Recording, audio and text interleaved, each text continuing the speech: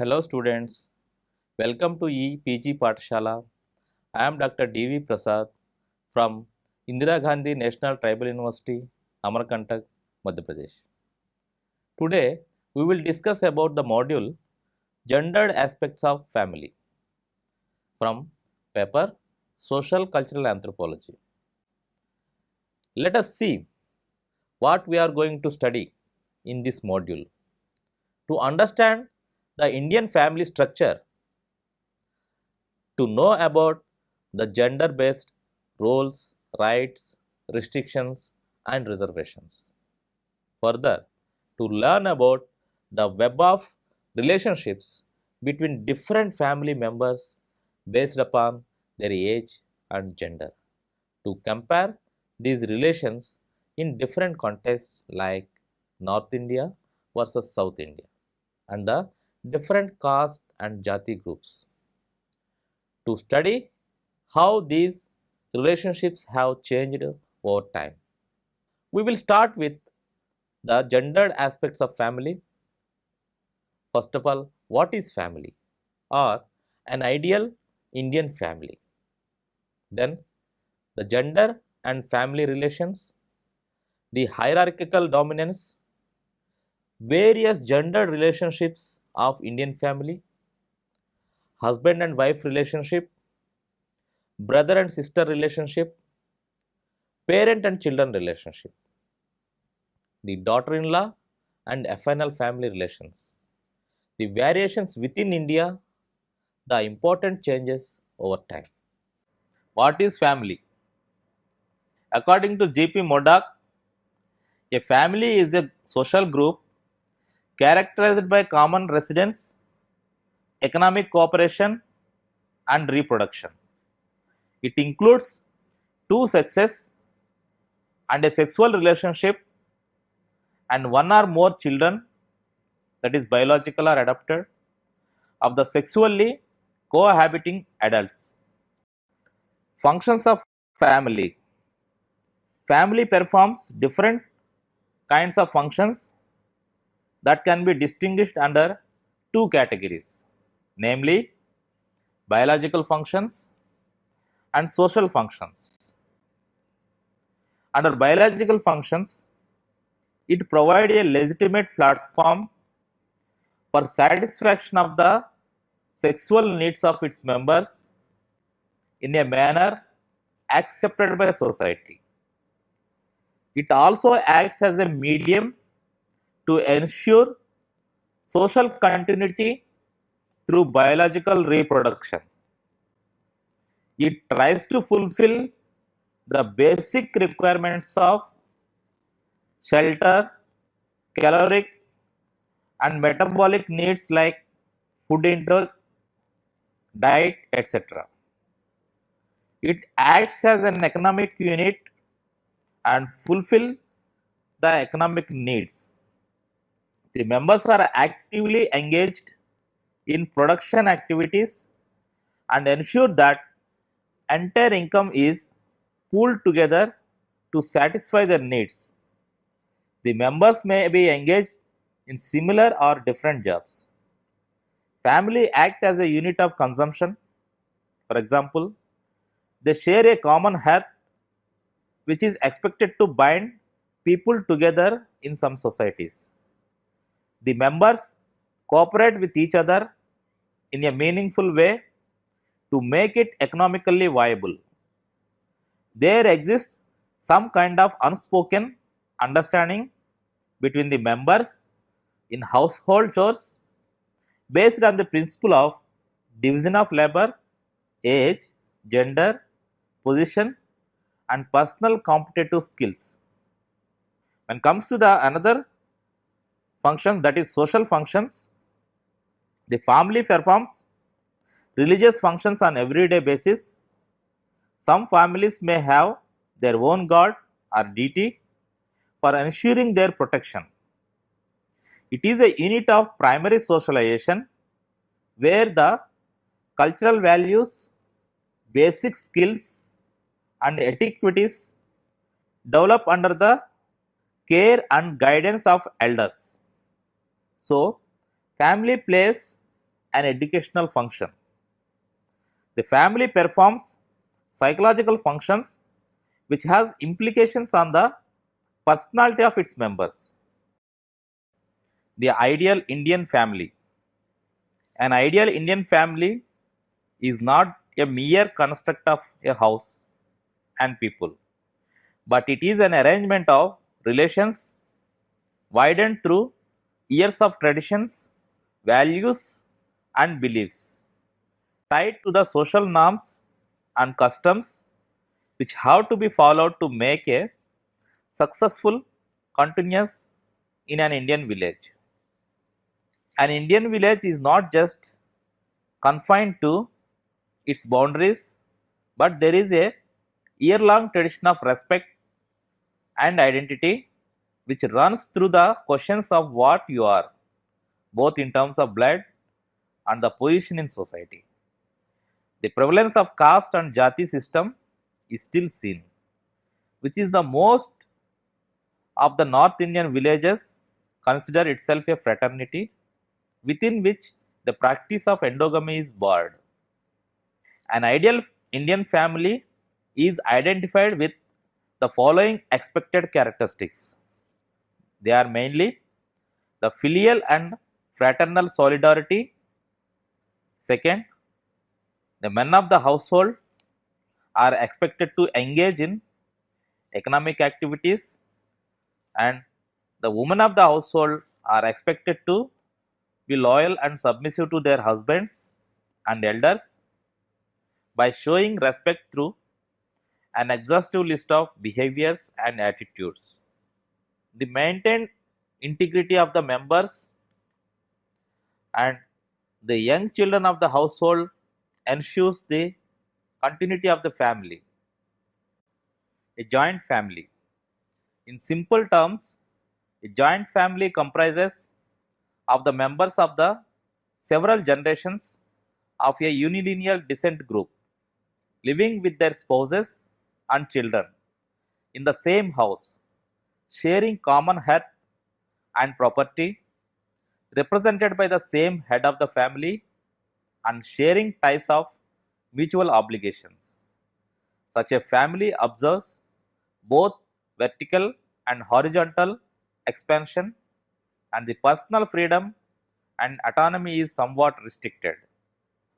The head of the family is generally the oldest male member of the house in his full potential to dominate and regulate the members and the economy of the house.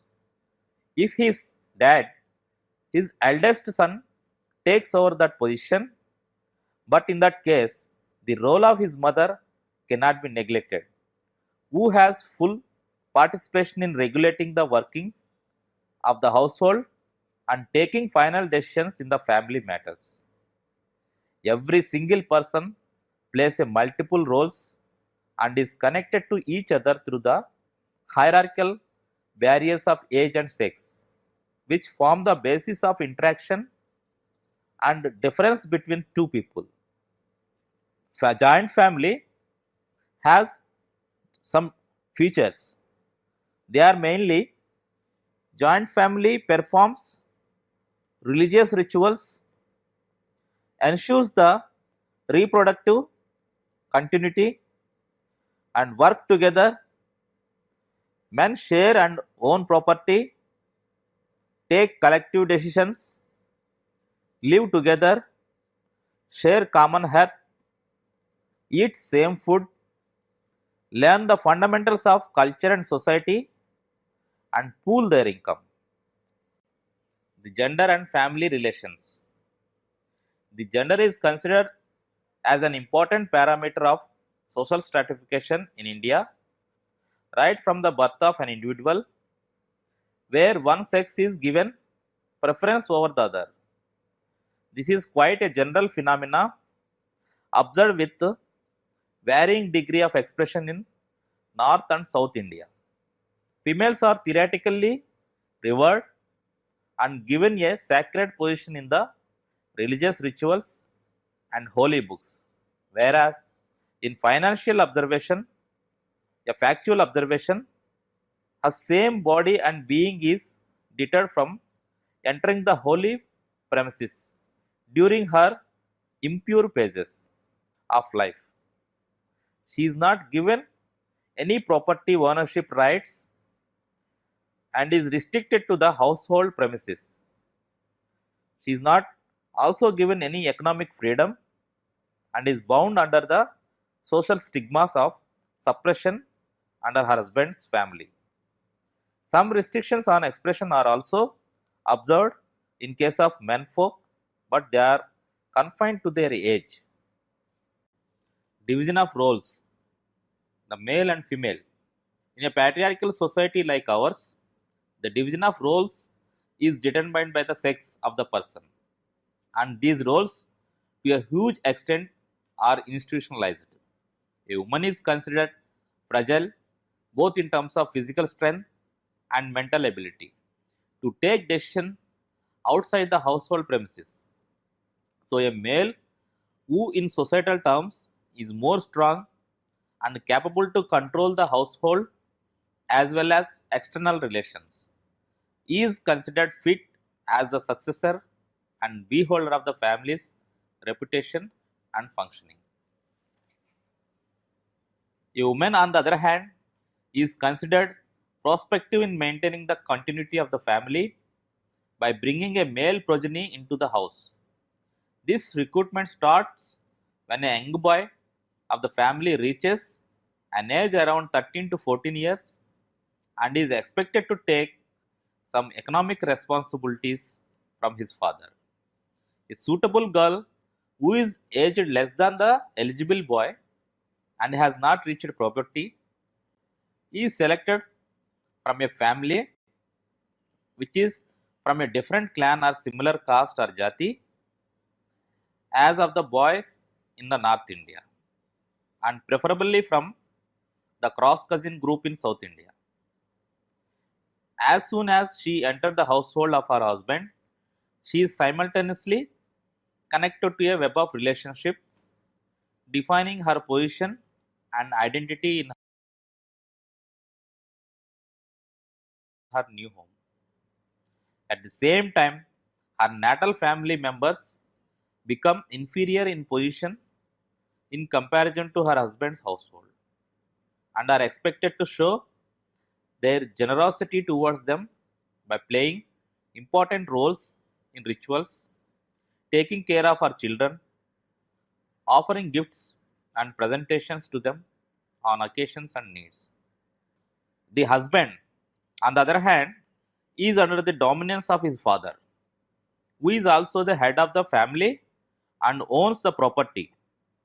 He is economically and socially dependent on him to gain an identity in his kin group.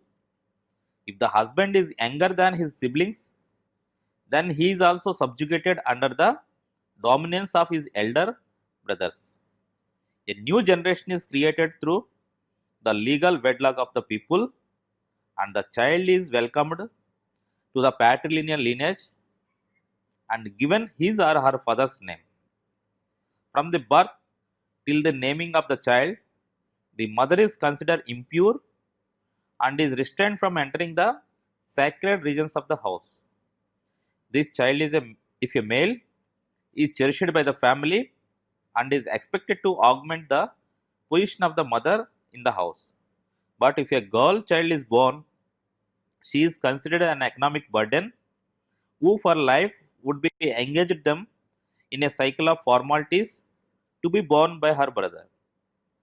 She is taught to obey the order of her elder without much essay.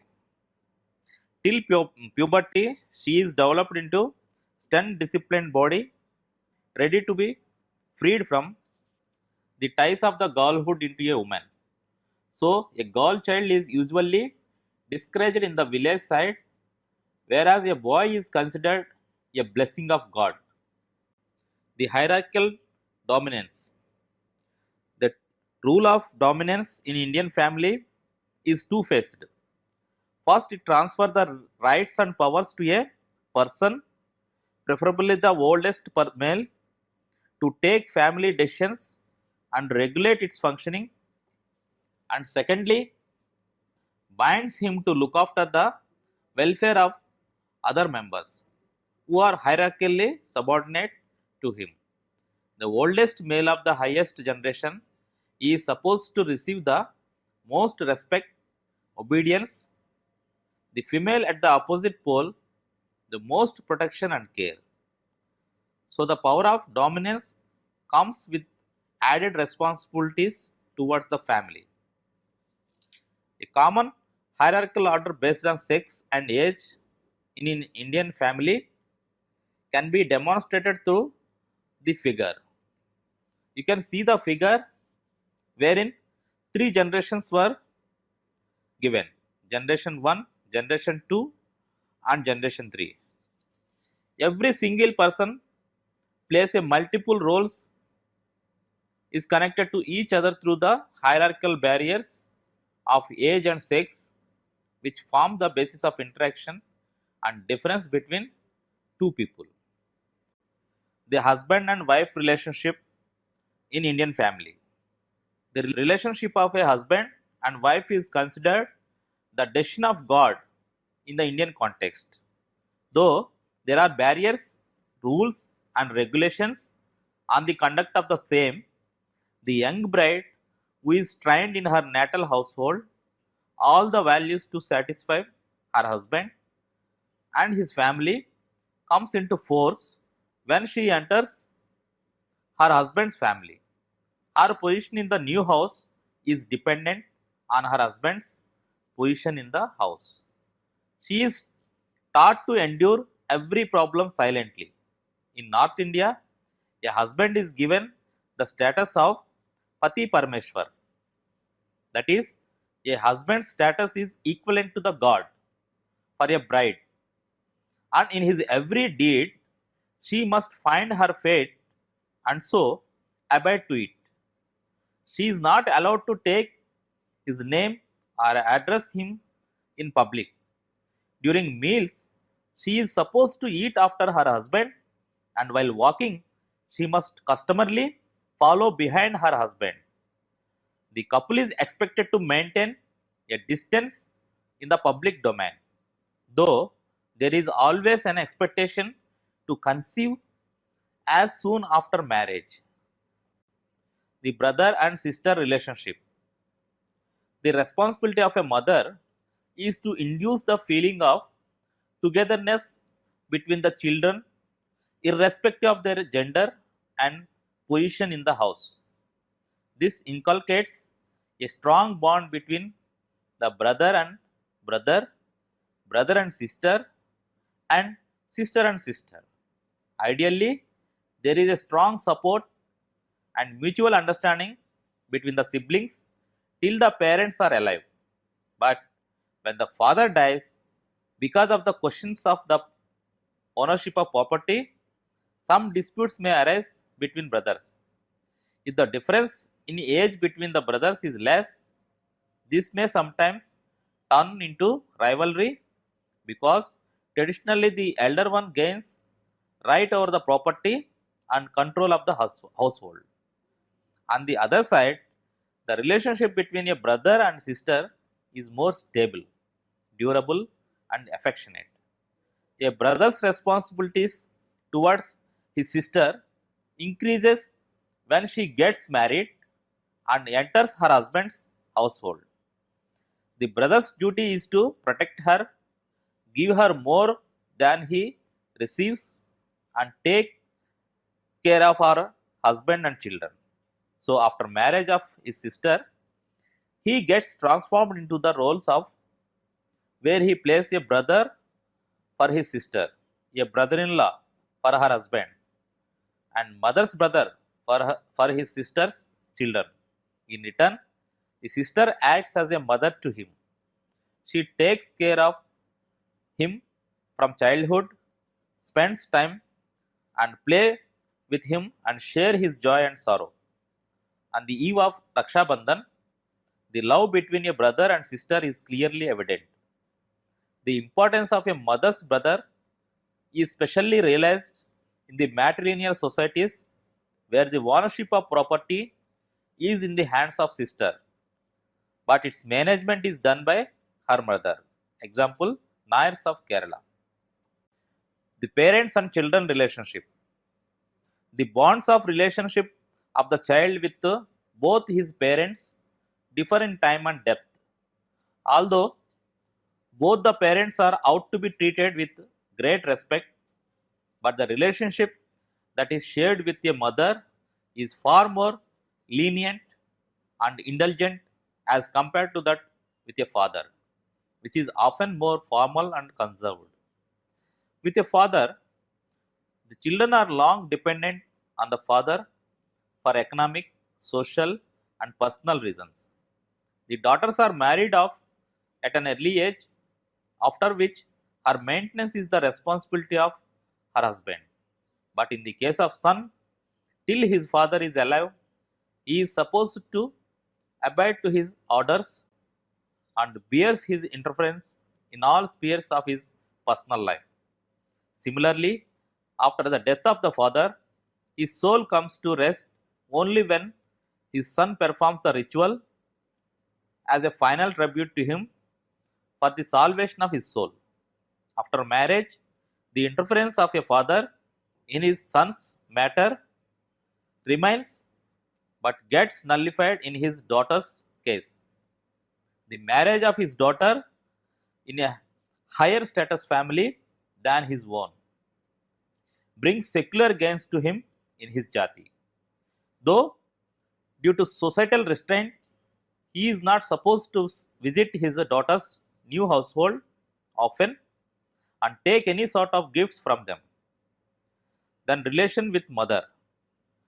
A mother, on the other hand, acts as an intermediate between the son and the father. She is the one who puts forth his request and needs to the father, who decides whether they could be fulfilled or not. A daughter, on the other hand, is handled with care, not as much as given to the son, but enough to preserve her virginity till marriage. The mother is the one who trains her skills, discipline, and obedience to turn her into a mature woman handling her husband's household well after marriage. If she fails in that, she is cursed and blamed along with her daughters by the society for not infusing the basic etiquettes in her. The parents and children relationship. Duties of a child towards the parents. A son has to perform the final rites for his parents to make their soul rest in peace. If you take an example in Indian context, in a joint family in North India, eldest son has to perform the last rites of his father. Then children are also expected to obey and respect the elders and never ignore their words. They should maintain the societal respect for their parents by not diverting in anti-family decisions. We can see in all societies, the children are expected to respect the elder people, and where the society the respect is not getting from their children, they are easy to divert from their peaceful life. Then comes to the daughters, they are expected to obey her affinal kin and never bring a bad name to her natal family. And for this also we can say so many examples in Indian context where a daughter-in-law is expected to observe customary practices, that is veil in front of the elder people, and she has to obey all the directions or suggestions given by her family members. Must veil her head in front of the elders, can have a joking relationship with the younger brother of her husband, Her status is dependent on the status of her husband in the family. A mother-in-law makes her familiar with the members and rules of the house. The birth of a male child helps augment her status in the family. Roles distribution in a family.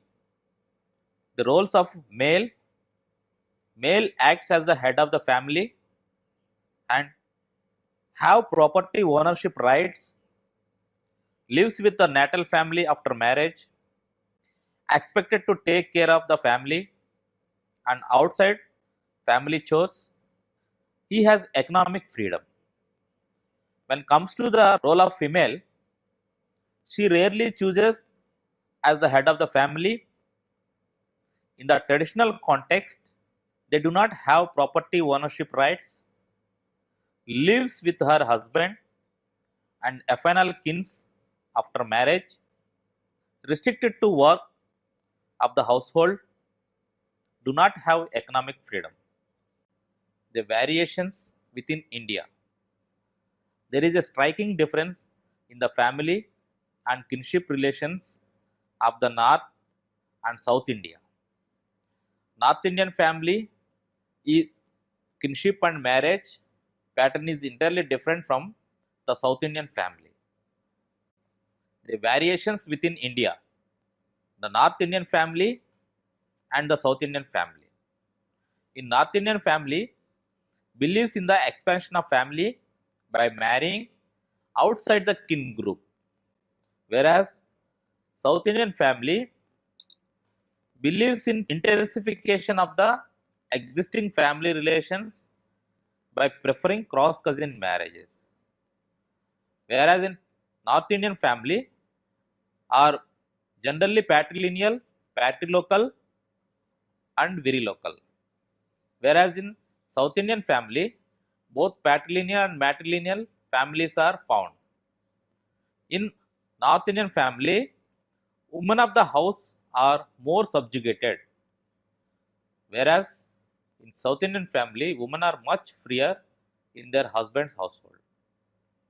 In North Indian family, after marriage, there is restricted contact of the bride with her natal family, whereas in later, after marriage, there is no restriction on the bride to keep contact with her natal family.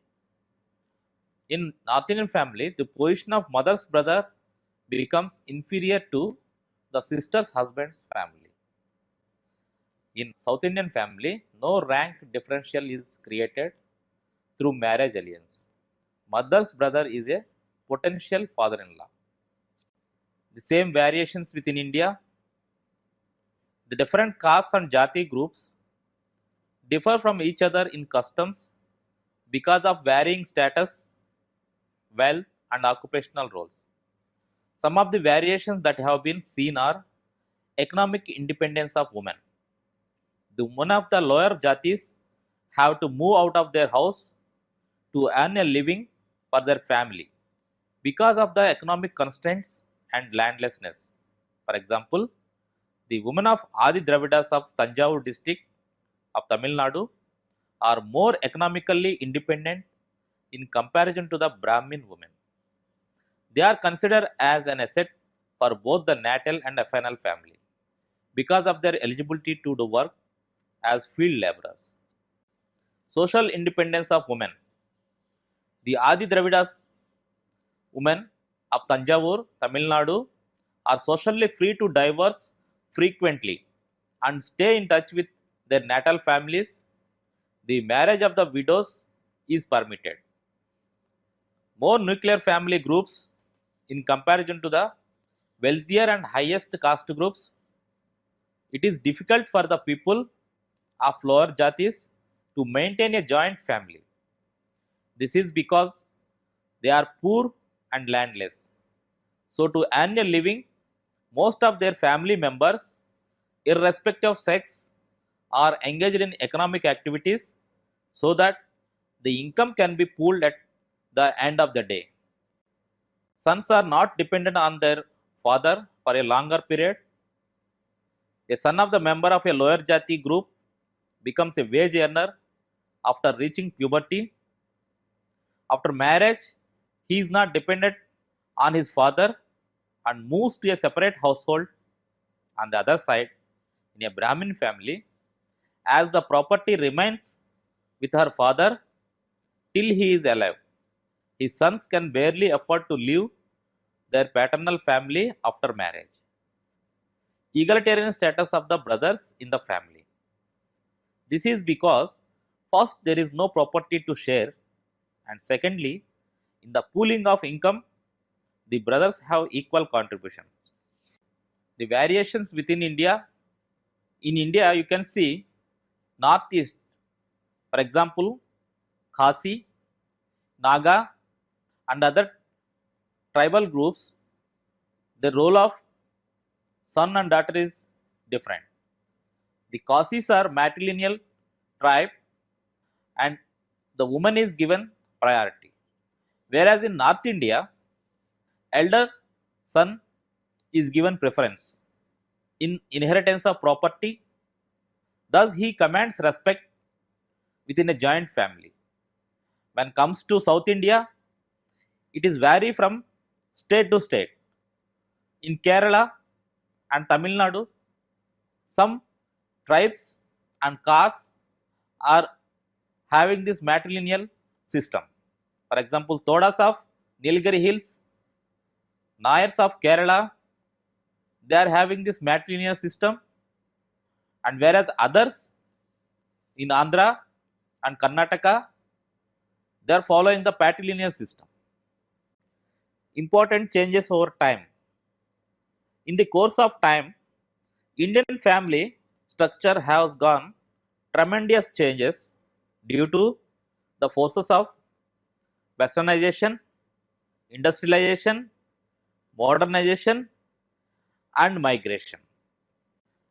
Emergence of nuclear families, increased educational opportunities to women, abolition of child marriage, and encouraging widow remarriage, equal right of women over property, matrimony is endangered, introduction of family planning in India. Let's summarize what we discussed in this module. A family is the smallest unit of society which perform certain biological and social functions.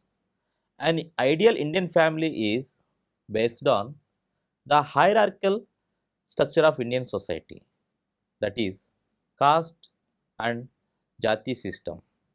Here hierarchical structure in this sense you can find in Indian society is divided into Brahmin, Kshatriya, Vaishya, Shudra, and again there are so many subgroupings are there.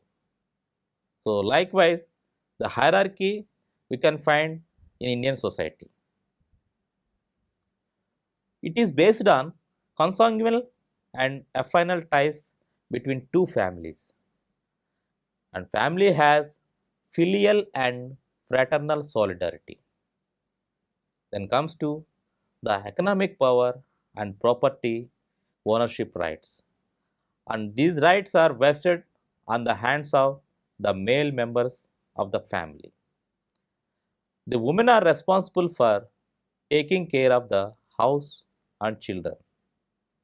Children are expected to obey and respect their parents and elders. The head of the family is generally oldest male member of the house in his full potential to dominate and regulate the members and the economy of the house. Every single person play multiple roles and is connected to each other through the hierarchical barriers of age and sex, which form the basis of interaction and difference between two people. The function of a family is affected by the number of people who are part of the family and the nature of their family roles. When a new member joins the family, new relations come into play. A woman is considered prospective in maintaining the continuity of the family by bringing a male progeny into the house. Some of the important gender based dynamic relationships between the different family members includes the husband and wife relationship, the brother and sister relationship, the parents and children relationship, the daughter in law and the husband's family relationship. The shades of differences for treatment of both the sexes are seen between the North and the South Indian families and the caste based groupings in both the cultures. With the changing times, there has been a change in the family and kinship relations. Through the advent of westernization, industrialization, modernization, and population mobility across the subcontinent. Thank you.